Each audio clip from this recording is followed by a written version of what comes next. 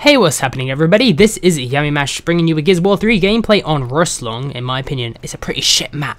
But today, well, actually, I was having a conversation with one of my friends a few days ago, and he brought up this topic about hand gestures and hand signs and non-verbal communication, and how it means completely different things in different countries. And it really did engage my interest because I thought this was a really cool topic idea, and it really is crazy. I'm going to tell you guys about half a dozen different hand gestures and how in different countries it can basically get you killed or fucked up if you're not careful. So made a little list, and it is some crazy stuff. So we'll start off with the thumbs up. You know, we all do the thumbs up, and the thumbs up to us is basically saying, the dinner was great, or how are you today? Yeah, thumbs up, I am awesome. That's kind of what the thumbs up is, what it means. But in Middle Eastern countries, giving somebody a thumbs up is basically telling them to fuck off. It's basically saying, I'm going to jam my thumb in your anus, pretty much. And it's hideously offensive in places like West Africa and South America. So don't give somebody a thumbs up sign over there because you might get shot. So I'll try and avoid that. It's safety precautions first. Finishing your meal in places like Thailand, the Philippines, and China. Now, normally, if you finish a meal over there, you're basically saying, you know, that meal was delicious, I really enjoyed it, and I ate every last bite, I don't want to waste any of the food.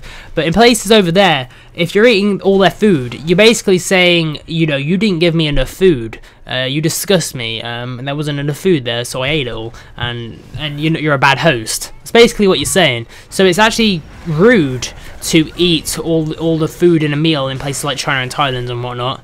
So you should always leave a little bit. No matter how nice the food is, just leave a little bit. So that's the cool thing.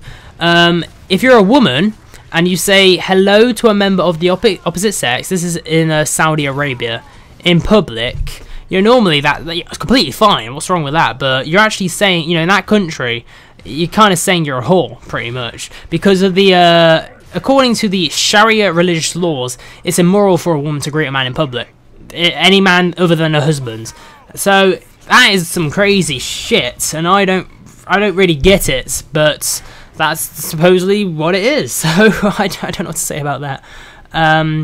Giving an even number of flowers in Russian. So normally if you give somebody some flowers, you're saying, you're beautiful, you're gorgeous, I love you, here's some flowers, it's a present. But if you give an even number of flowers, in Russia, you're basically saying death, dying, because that is what you do at a funeral in Russia. Giving is an even number of flowers are only ever given at funerals. So if you ever travel to Russia and there's a Russian girl, don't give her an even number of flowers.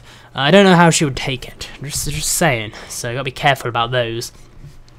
Your left hand, and this is in a decent amount of countries.